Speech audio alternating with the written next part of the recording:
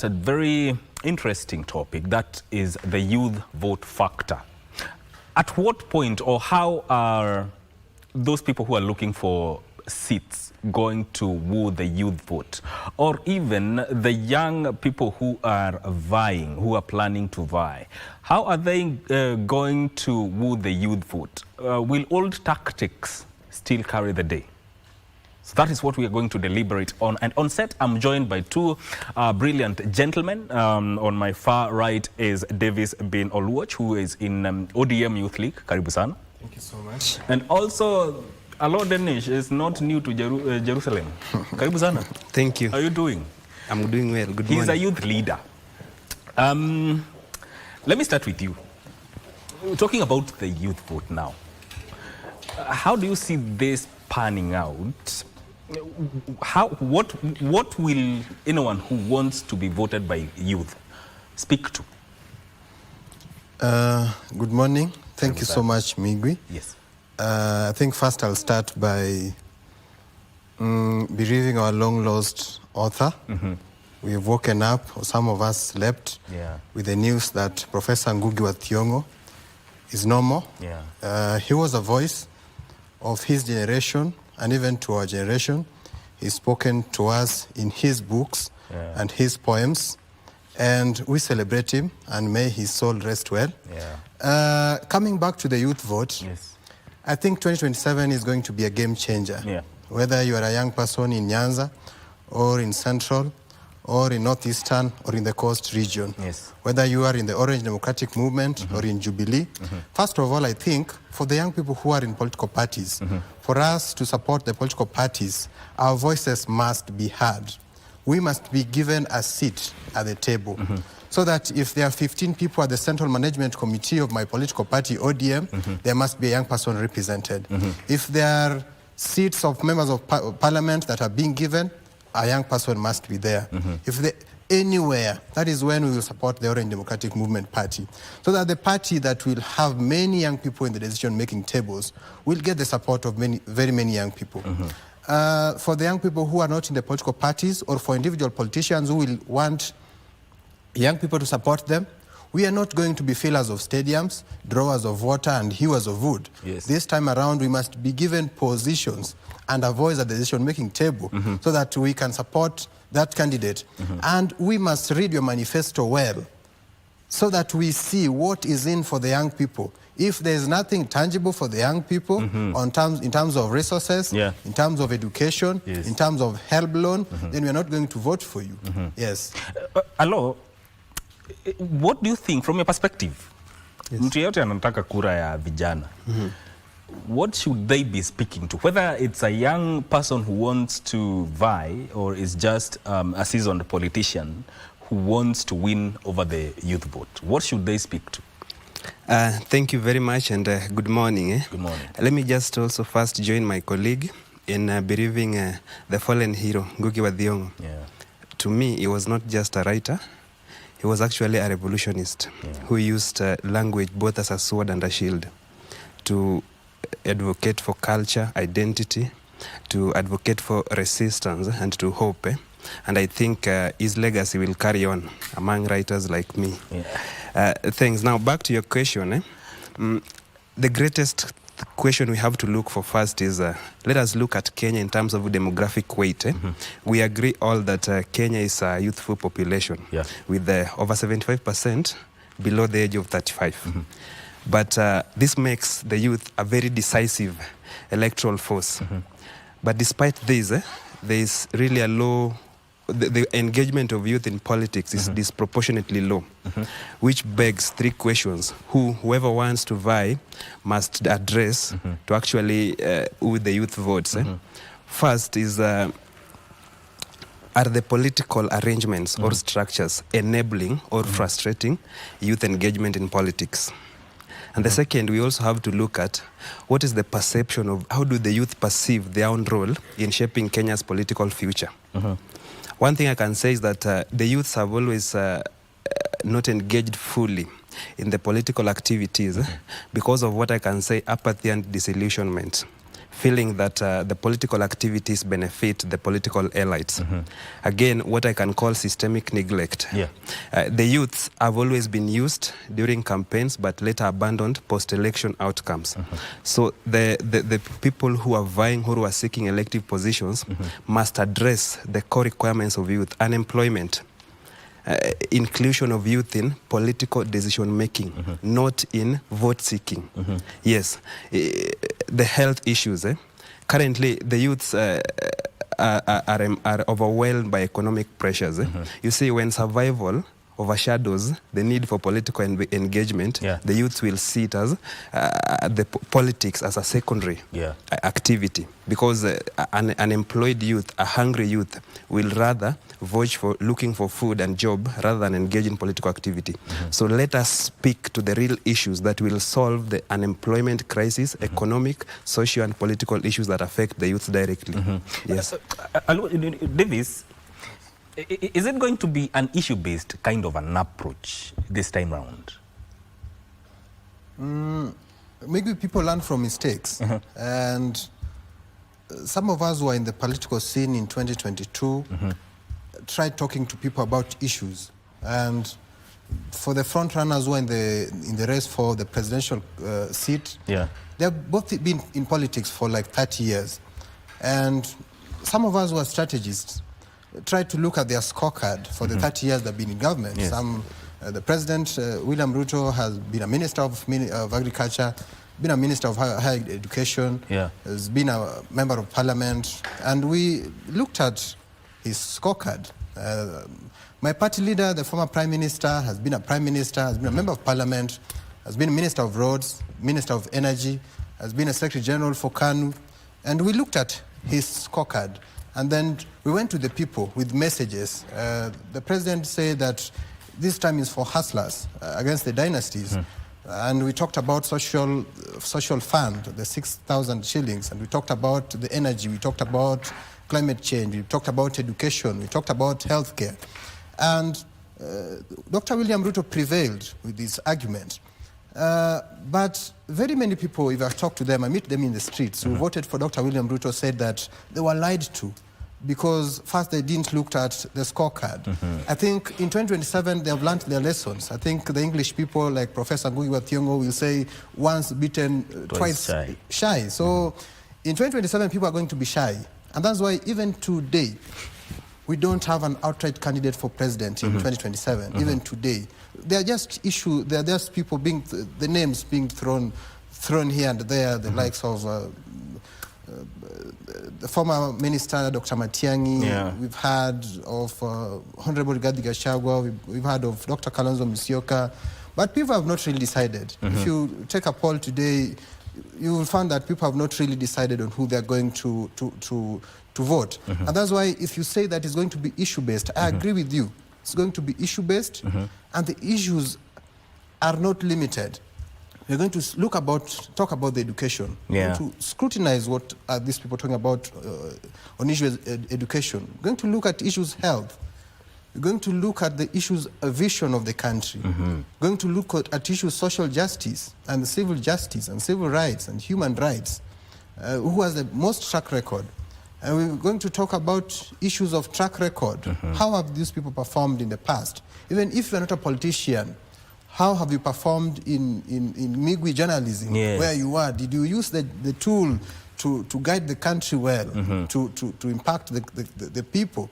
And so it's going to be an issue-based kind of campaign in 2027, and it's going to be an exciting one, and I'm looking forward to it. Yes. There's also the aspect of, the youth, as you have said, are very vocal. As we keep on seeing on social media, are very vocal when it comes to, especially social media. Issues to do with political engagement, issues to do with governance, issues to do with civic education. But from that assessment, is that just a cloud that is passing, or that will translate to real coming out to vote in the next election? Right. We can say that tweets may stir minds, but actually votes is what decides the destinies. we have very active in the social media, yes. But it is time we move from the hashtags to the hallways of power. Because what I can say is that youths have always been active on social media, yes. But of the elections that are the previous elections, there's always been low voter turnout. Yes. Number two, even if we are active in the social media, that is not the determining factor. The determining factor here is because do we have ideological unity? You realize that in as much as youths are active in the social media, they are differing in terms of ideological unity. Their activeness is aligned to various political setup, and maybe a team supporting a particular political alignment and another team supporting the other. But what I can say, there is hope because there is a sense of awakening among the youths, like we saw with the Reject Finance Bill 2023, 2024. Yes, that is one time that youths came together and unanimously spoke in one voice. And you see, history has told us time and again that when youths rise in unity of purpose, the world bends towards progress. There is a trend that politicians have always used. Politicians recognize the youth's strong voting bloc, then they divide the youths in terms of ideologies, ethnic extractions, and so yes, youths will come out to vote, but will they vote as a unity? That is the question that we really should address. All factors shows us that youths are tired, they need change. The only remaining factor is that we should be united, we should vote as a pact, so that politicians do not use divide and rule to actually find the way. Then we must also move away from the politics of tokenism. Youths have always been used as pawns and foot soldiers during political seeking rather than being used in the decision-making table. This makes youths very aggressive in political rallies, even used sometimes for violence. But they end up dividing their votes along ethnic extractions, political divides, and therefore, in the end, they only have their say but not their way. How I wish that this time round, the social media activism that we can see, the unity we can see in the social media can actually translate into an outcome that is desirable to the youth. Yes. Indeed. We are also joined by Dixon Aluoch, who is in Safina Party Youth League, and he is also an author. Welcome to the program. Thank you so much. Yes. Sorry for being late. Jamia Nairobi kidogo. So we are talking about the youth vote factor. If, let me bring you into the conversation. And for purposes of fairness, from your perspective, how do you think the approach will be for those who will be vying for political seat, whether young or seasoned politician? What will they be speaking to if they want to win over the youth vote? No, it's not only about the youth vote. Issues affecting youth, I think, are the issues also affecting even the baby boomers. There are also the issues affecting the people in business. There are economic issues. So at this phase that we are not in the phase of political revolution or political liberation. What people need is economic revolution. And every policies that any person who want to vie, of course, who want to vie against the president, of which I'm in agreement that no one, even among us here, has the reason to vote in. No one has a reason to vote in Ruto again. So the policies that we need to hear, the policies that the opponents of even the people now in government should bring to the table are economic policies. As we speak, Said, the country is very broke. I think you guys have heard of the capitation in secondary school. To be honest, there's no money. Not that the government has delayed money. There's no money. They have been broke. A lot of funds, a lot of debts have been, borrowed outside. But these debts are not even in the exchequer accounts. They are not the consolidated funds. So the country is in a point where we are in economic turmoil. So the policies that we need is the policies of economic deliberation, job employment, odious debt, getting rid of the odious debts that are huge in amount, you see, getting transparency, corruption, And what I want to tell the people, that even the so-called broad-based government that do tell us that they wrote an MOU an MOU that actually does not need to be written to be implemented. For example, in corruption, do we really need an MOU for the corruption to be gotten rid of?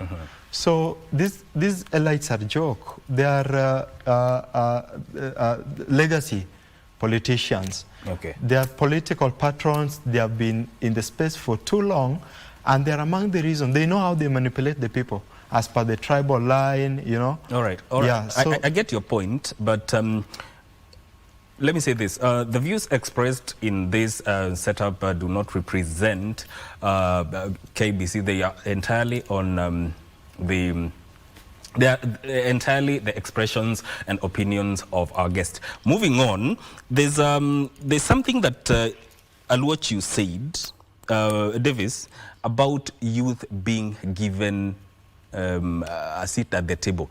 Is it an aspect of being given, or how should youth approach it? Should you just be given a seat at the table just because you are youth? I want to answer it this way. Yes. And for the purposes of history, there are people who have organized to be on the table, Yeah. the likes of Mandela and the Thabo Mbekis. They organized themselves and approached the old guards and told them that in this ANC, we want a youth league. And they were given a seat at the table. Of course, they used a lot of pressure.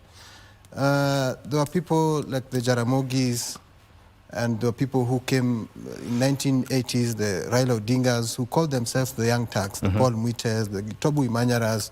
They also forced their way into being included in policy making and in government and in decision-making tables. They came in 2000s, the Sifunas, and today they are there. And Migui, I want to say that it depends. But there should be deliberateness of mentorship in our political parties. And that's why in developed countries, if you talk to people in other political institutions outside Kenya, the Democratic Party of America and the DA in South Africa, they have political academies. So that if you have a young person who is vibrant in the universities, they are being inducted into academies of political parties. And that was the idea of youth leagues.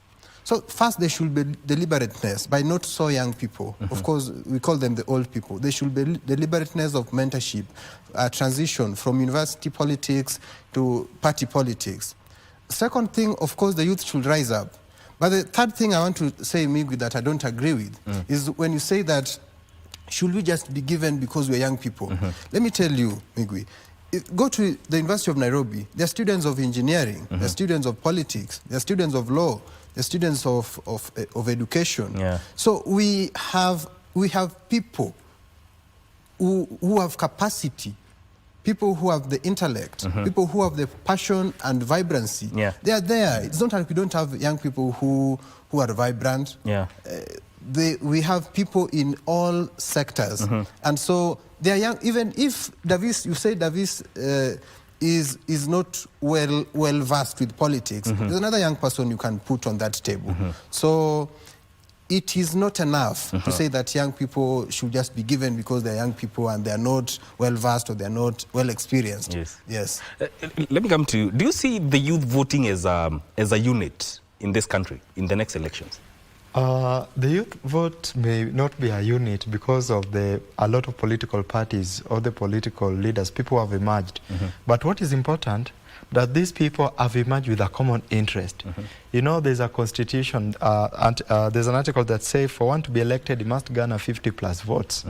So meaning that if opponents use their own strategy to stop other person from getting 50+1 votes, then at that point, so long as the youth voting are not going in the direction that they are not being needed, then I can say that it is a unit.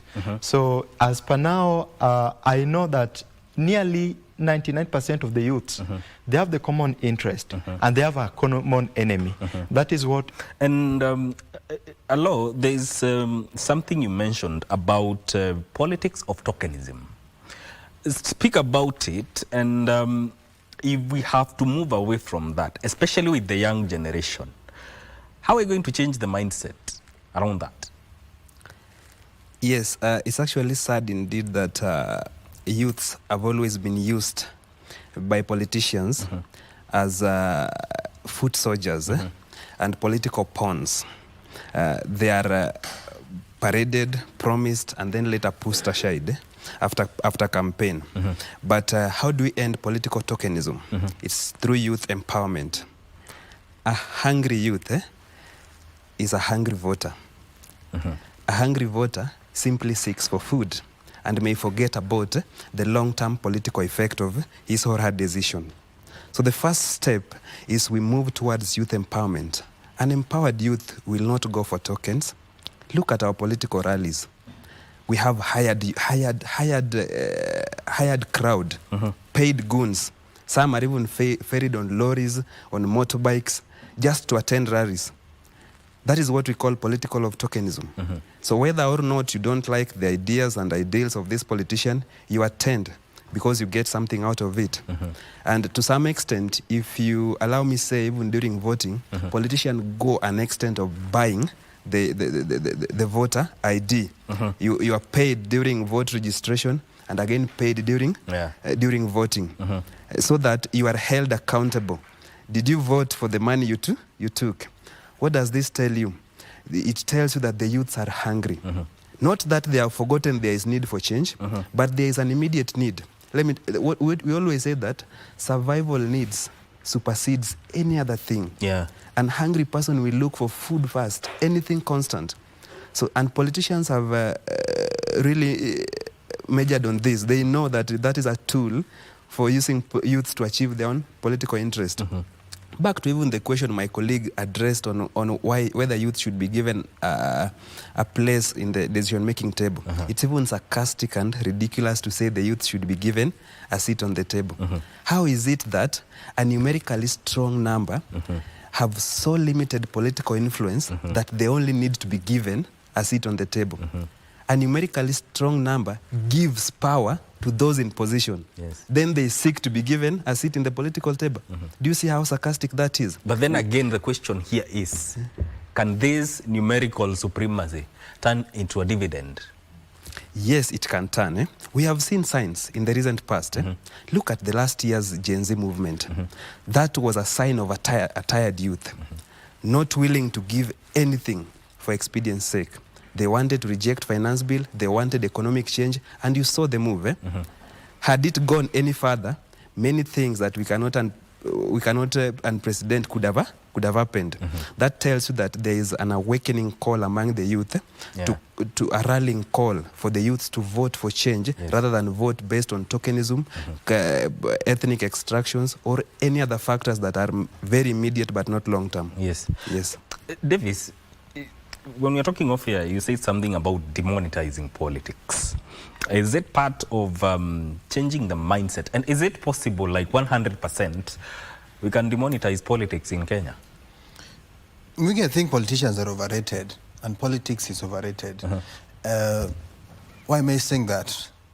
You see, I've seen journalists, top journalists, going for political seats because they think that they will be respected, they'll have power because they are now politicians. Some are comedians who have great influence in the country going to politics. Some are writers, not to help the people to impact, but for them to feel that now they are so powerful. Demonetizing politics. Me, I'm a church person. I go to church, and I've seen church leaders. They don't get salaries, but they serve. And they serve so greatly, more than even politicians serve in the country. So first, I think we need to lower the salaries of politicians. And these things of big cars and big houses should be lowered. So that true servants should start vying for positions. People who actually want to serve, not people who are getting into politics for power's sake. So in a way, the salaries is an incentivizing aspect for people to buy. So that it is a do or die. For you to get a position, if you want an MCA position, which I think people get 180,000 things as a salary, but you are getting into that into a campaign like it's a do or die marathon because of the power and the money, and not the money of the salary. The kuna kickbacks hapa nyuma. So the first thing, we should demonetize politics. Second things, and that's what my party leader is fighting for now, is to strengthen devolution and make our structures work. So that, you see, teachers today, they want to, people call me because I'm in politics, Davis, how can I get employment with TSC? And I wonder, I've never studied education. I don't even know how the process of teacher application is done, and they're calling me. Because now, the tokenism my brother is talking about has migrated from 200 shillings, 300 shillings. It has now migrated to TSC jobs. So our structures should work, so that if you want a job, if you have the merit, you should be given the job. If you are going for medical checkup or medical anything, the structures should work. The electricity bill, the structures should work. You want to run a business, Migwi, in this city, you should know how the structures function and the structures should work. It shouldn't be that you have to look for an individual. I see people celebrate people like there's a young person who has no school fees, and then his story is published in the media, and then politicians want to save that one person. It's a structure issue. We should have a structure that makes sure that education is free to all, or even if it is not free, it is affordable and it is quality for all. Okay. So I think we need to sort our structure issues, let our institutions function as they should function. The police, you have a case, you want to take to the police, it should function. The second thing, we should demonetize politics and stop overrating politics and politicians. Yes. Dixon, we're talking about the youth and their votes. So if you are vying, what do you think is the most effective way of asking the youth to vote?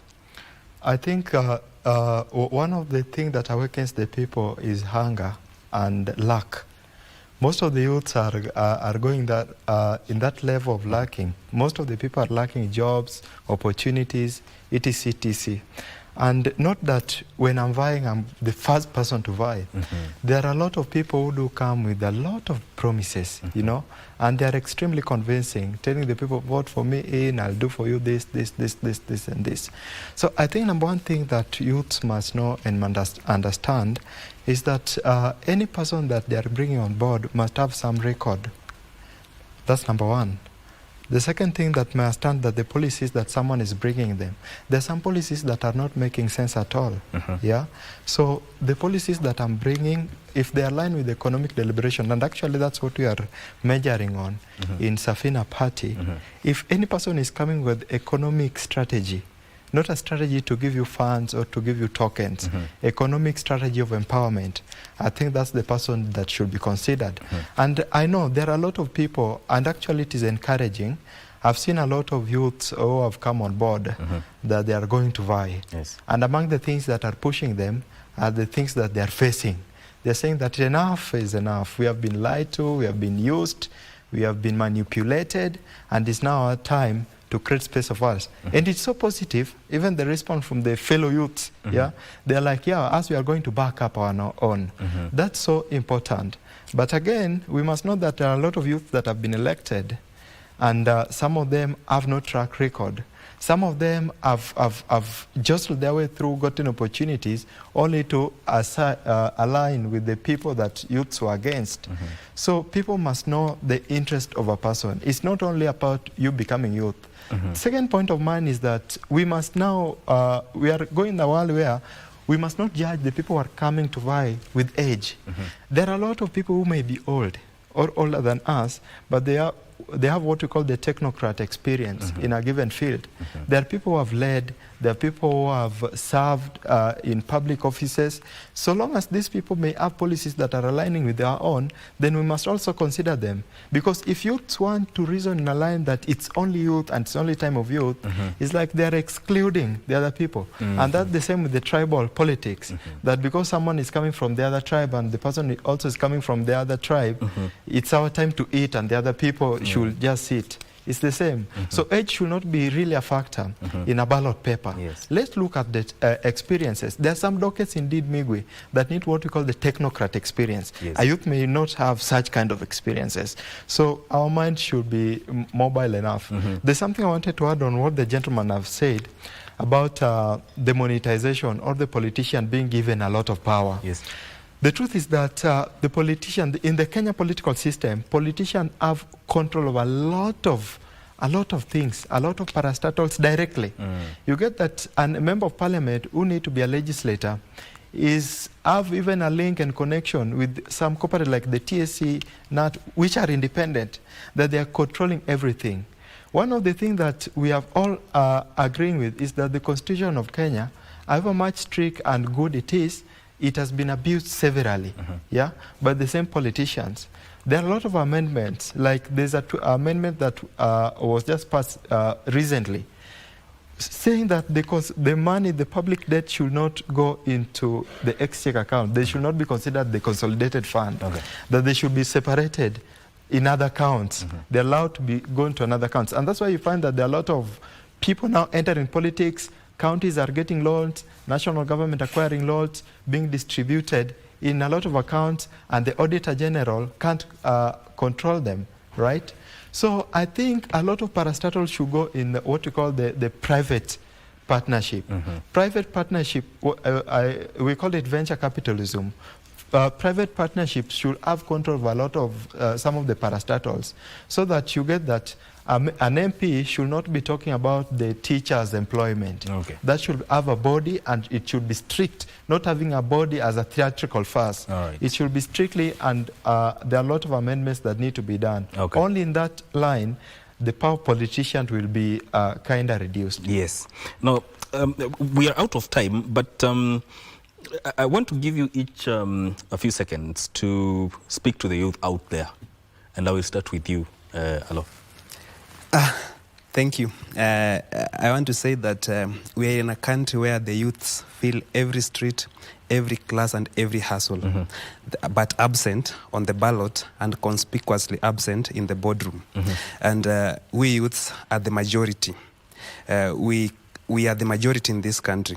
We carry its dreams, we bear its burdens, and we fight its battles. Yet, every election cycle, politicians use us as political pawns and foot soldiers. We are paraded, promised, and then discarded. This should stop. I want to talk to the youth by telling them that when youths vote without purpose, then they vote in their own oppression. Number two, for those youths who feel that the politics is not a civic duty, their apathy is no longer neutral. It's a vote for the status quo. And their silence is no longer innocence. It's actually a surrender.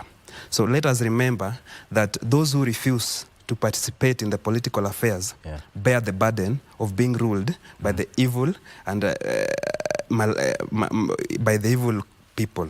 Yes, a story is told of a tree, a forest, who wanted to have a king, and they went to the olive, all the good trees, and they rejected. Later they went to the thorn bush, the outcome was very disastrous because the thorn bush actually choked the entire forest. So let us mind our civic duty as voters. Let us be engaged in political activities. Let us actually vote and vie for political positions so that we can actually realize the change we want. Yes. Davis. Miki, first, thank you for having me and for having us and for us having this conversation. Secondly, because we are celebrating Professor Ngugi wa Thiong'o, and I want to admit and reiterate what I said earlier, that politics is overrated and politicians are overrated. If today it was a politician caliber of what Ngugi had done, all the media houses could have been breaking news and flags at half-mast and everything of the sort. And because we are already about to celebrate our Madaraka Day, the day of our independence, I want to celebrate Ngugi wa Thiong'o, whether we were reading Petals of Blood, whether it was The River Between, whether it was Dreams from Dreams in a Time of War. Ngugi has done a lot in terms of revolution, in terms of art. And so, in concluding, I want to read an excerpt from Ngugi, one of his famous quotes. And Ngugi is saying, and I have to quote, "Our lives are a battlefield on which is fought a continuous war between the forces that are pledged to confirm our humanity and those determined to dismantle it, those who strive to build a protective wall around it, and those who wish to pull it down, those who seek to mold it, and those committed to breaking it up, those whose aim is to open our eyes, to make us see the light and look to tomorrow, and those who wish to lull us into closing our eyes. This is an excerpt from the Devil on the Cross, written by Ngugi wa Thiong'o in 1980. I want to tell the young people of this nation, and maybe the nations in our neighborhood and in the continents overseas, that fly and never tire, fly and never tire, fly and never tire. There's a great promise in the promised land. All right. Yes. Dixon. What I can say to the youths, maybe I can address the youths at the grassroots level. That there's what we call the illusion of democracy at the Kenyan grassroots. Youths must know that the political patrons who have dominated the grassroots politics are all manipulated them. And the decision that they're making, all the people that they're electing as per the political patrons' decision, are the decisions that are affecting the national policies. Because these people being elected at the grassroots level are the policies makers, they are the legislators. So youths at the grassroots, at the villages, in diasporas, we must all awaken our mind. We must allow ourselves to get educated, get our interest. What we need is roads, not politics of parties. So we should know what we want as people and make a decision so consciously. Yes. Yeah. Thank you so much, gentlemen. Your time is appreciated. That is Dixon Oluoch, who is an author and also Safina Party Youth League, and also Davis Bin Oluoch, who is a member of the ODM Youth League, and also Alo Denish, who is a youth leader. We've been speaking about the youth vote factor. This conversation